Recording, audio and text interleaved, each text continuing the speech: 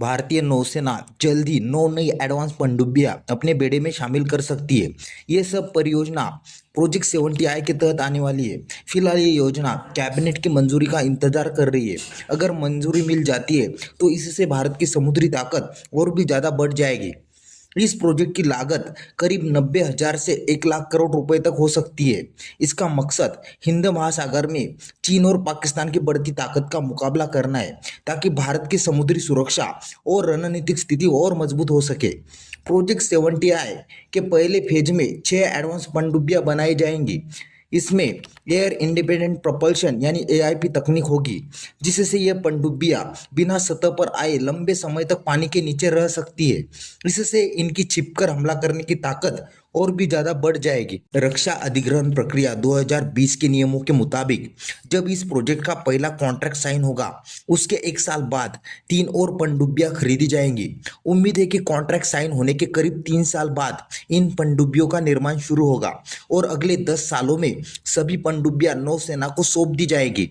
यह नई परियोजना भारत के पनडुब्बी निर्माण में एक बड़ा बदलाव लाएगी। पहले भारत फ्रांस की मदद से स्कॉर्पिन क्लास की कलवरी पनडुब्बियां बना रहा था, लेकिन अब जर्मनी की कंपनी थीसेनक्रूप मरीन सिस्टम के साथ मज़गाव डाक शिपयार्ड की नई साझेदारी होने जा रही है। यानी अब भारत नई टेक्नोलॉजी के साथ एक और लेवल पर आगे जाएगा। P75I प्रोजेक्ट में न सिर्फ एडवांस डिजाइन और तकनीक भारत को सिखाई जाएगी, बल्कि कई जरूरी सिस्टम का निर्माण देश में ही किया जाएगा।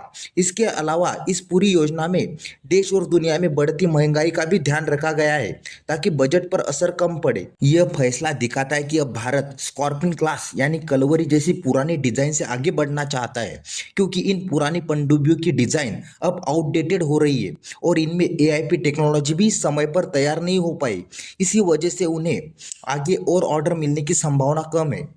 चीन और पाकिस्तान की नौसेनाएं अपने पनडुब्बी बेड़े को तेजी से आगे बढ़ा रही है। ऐसे में भारत की ये नई एडवांस पनडुब्बियां हमारी समुद्री सुरक्षा को और मजबूत करेगी।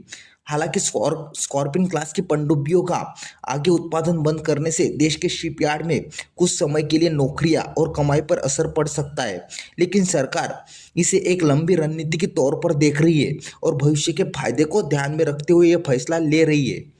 P70I के तहत जो पनडुब्बियां बनेगी वो कई तरह के युद्ध मिशनों के लिए तैयार होगी, जैसे दुश्मन के जहाज़ों को डुबाना, दुश्मन की पनडुब्बियों का मुकाबला करना और ज़रूरत पड़ने पर ज़मीन पर भी हमला करना। इनमें स्टील तकनीक और लंबा समय पानी के नीचे टिके रहने की क्षमता भी होगी। इससे अगले 10 सालों में भारत की अंडर वाटर फोर्स बहुत मजबूत हो जाएगी। तो आज के वीडियो में बस इतना ही। वीडियो अच्छा लगा तो प्लीज़ लाइक, शेयर और चैनल को सब्सक्राइब करना ना भूलें। मिलते इसी तरह के अगले एक और नए इन्फॉर्मेटिव वीडियो के साथ। Thank you for watching.